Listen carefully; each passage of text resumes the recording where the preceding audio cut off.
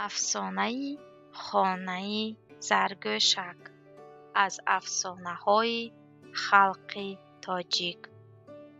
بود نبود زرگوشکی چالاک و هوشیاری بود. تابستان جایش بیشه و باغات بود و تیر ماه که رسید خانه‌چه زیبای و مستحکم می ساخت. درون خانه را اندازه می کرد. به تگ پایش خس و خاشاکی ملایم می پرتافت. علف‌های خوش‌طعم، میوه و سبزیجات جمع کرده در پیشگاه خانه‌چه‌اش غرم کرده می ماند. همین طور زرگوشکی با غیرت با دل بی‌غم و خاطر جمع زمستان را می گذرانید. سال زمستان بسیار سخت شد. روباه که به یک غار در آمده خوابیده بود طاقت نکرده تازان و لرزان از غار برآمده آمده در خانه زرگوشک را تق تق کرد. کیست که در خانه مرا تق تق می کند؟ پرسید زرگوشک. من روباه، همسایه شما. شما؟ همسایه؟ از من چی می خواهید؟ خنک خوردم. می خواهم که در خانه اتان گرم شوم. زرگوشک که بدخواه بودنی همسایه اش را می دانست فکر کرده ماند. دست و پایم کرخت شده است. اعضای بدنم تراشه بر این شخ شدگی. گفت روباه نالیش کرده.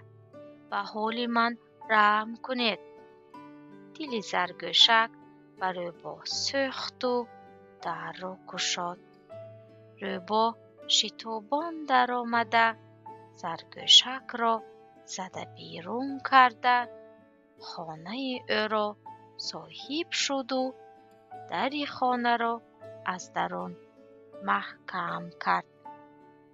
زرگوشک گریان و نالان رفته ایستاده بود که از پیشش بازیچه برآمده. ها زرگوشک، هر وقت شاد و خندان بودی، امروز گریان و نالان. به تو چی شد؟ گفت. من گریه نکنم کی گریه کند که روباه ناانصاف مرا از خانه ام زده پیش کرد. گفت زرگوشک.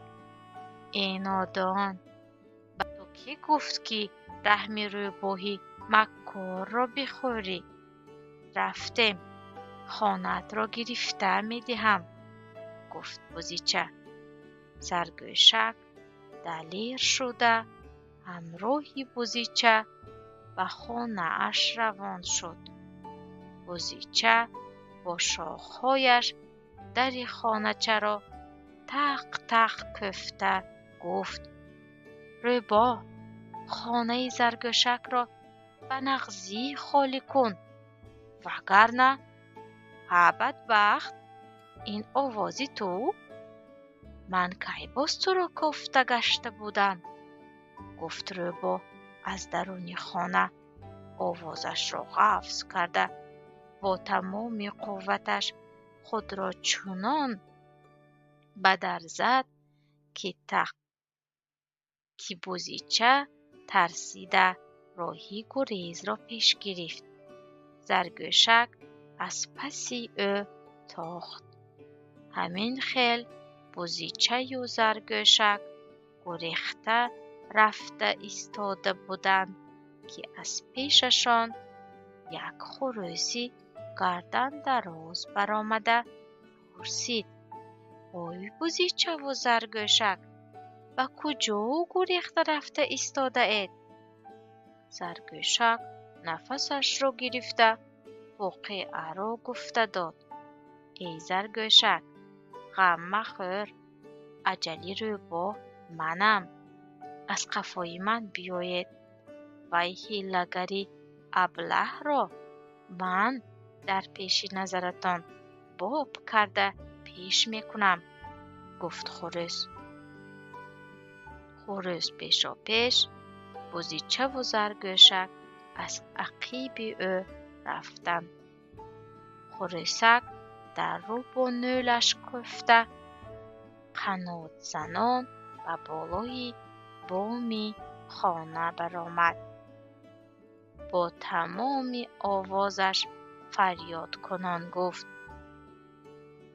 ای روباه مکار، ای دزدی عیار، به تیزی خانه را خالی کن.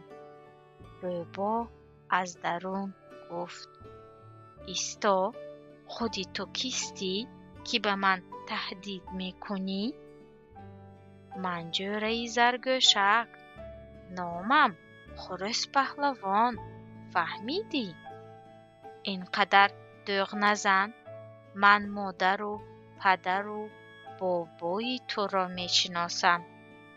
دیروز 2 خروس و 2 ماکیان را سر کنده بودم. در حیرتم در آن میان تو چه خیلی زنده ماندی. من میدانم که تو دشمنی قتال مرغانی، گفت خروس. حالا وقتی جزای تو رسید. حاضر به دیه رفته صاحبان مرغان را خبر میدهم آمده با تو حساب و کتاب کنند. روباه این گپ را شنیده با غضب: تو چی ها گفته ایستاده ای؟ حالا در جایت است. گویان در را تقراص زد. بزیچه و زرگوشک گریختند. خروس هم چی کار کردنش را ندانسته از پس آنها گریخته رفت. زرگوش زار زار گریه کرد.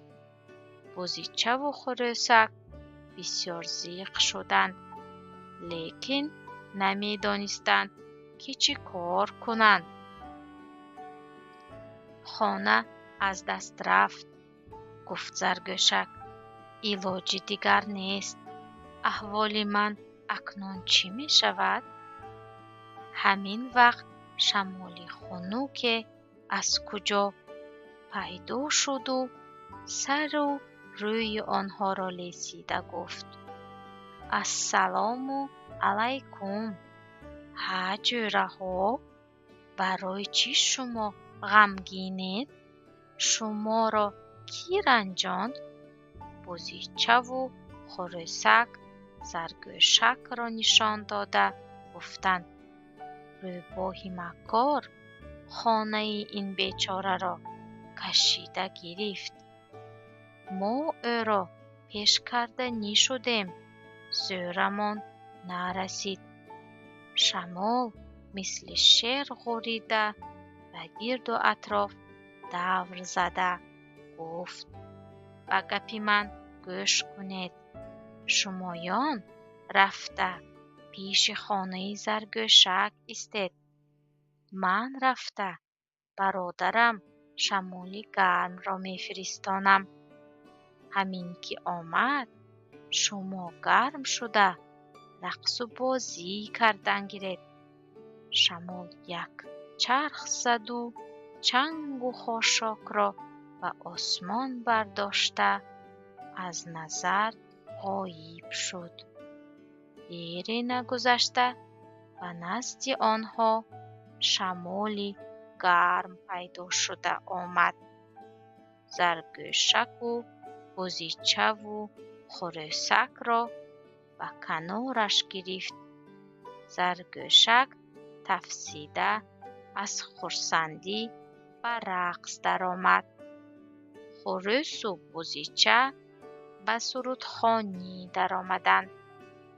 شمال خنک باشد از زیر در و دریچه ها زده به خانه خرگوشک در آمد و روباه را به 4 سوی خانه پیش کردن گرفت.